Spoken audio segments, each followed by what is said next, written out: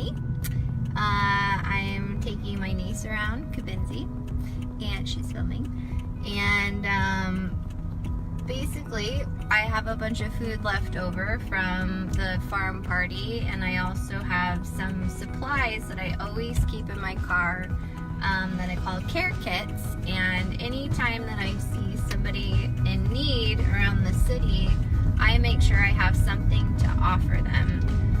And I think it's a really important thing to teach our youngins and also ourselves, that we see humanity in other people. That if somebody is asking for something in need, maybe you're not comfortable offering money to them, but we all live in an abundance in a world of excess, and there's no reason why we can't have something to offer. So we pass out care kits from our car today.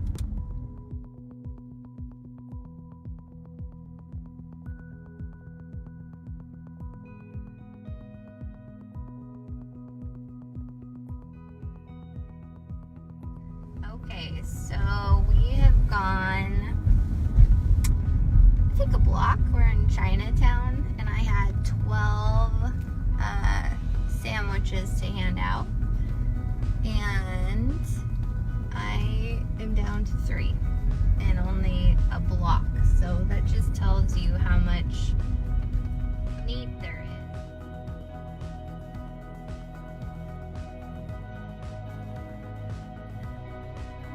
What did you say? How did that make you feel? Good. I mean, I'm glad we got to give to them, but it's also really sad that they have to live like that, and it's very unfortunate. But I'm glad we were able to help them in a way. Yeah, and when I got out and I was talking to the kid in the wheelchair, he said he actually isn't from here, and he just came up 3 days ago, and they were looking for work. And that was the first thing he asked me, was he said, you know, thank you for the sandwich, but he said, you know, where can I go to find work? And I said, well, you know, when I first started, I went on Craigslist, and that is the truth. Like, they're looking for work too, and you cast a lot of judgment, I think. When you see somebody homeless, you make up a story in your mind about what their story is, or about what they really need. And I think going out and just talking with them and having a very innocent conversation, it opens up the door, and you start humanizing the person in front of you, and I think it's really important.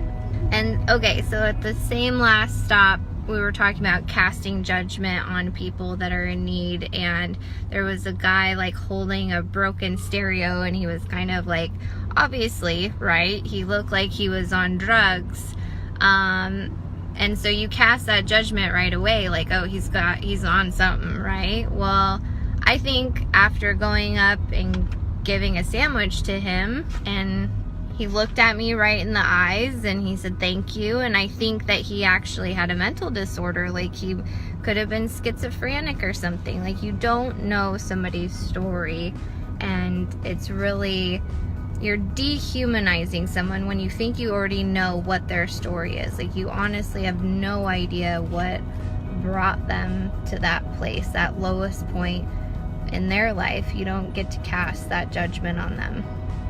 Okay, so if you want to assemble a care kit, I just keep them in my car in a paper bag, and basically anything around the house I can find. So socks I'm not using, toothbrush, toothpaste from the dentist you're not using. I have a whole bunch of these little airport travel kits that are really great for those in need too.